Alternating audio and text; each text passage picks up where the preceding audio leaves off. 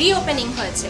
এর আগেও টাঙ্গাইলে ভার্গো ছিল, কিন্তু এবার রেনোভেশন হয়ে আবার এসেছে। আমরা টাঙ্গাইলবাসী অ্যাকচুয়ালি অনেক হ্যাপি ভার্গোকে টাঙ্গাইলে আবার নতুনভাবে পেয়ে।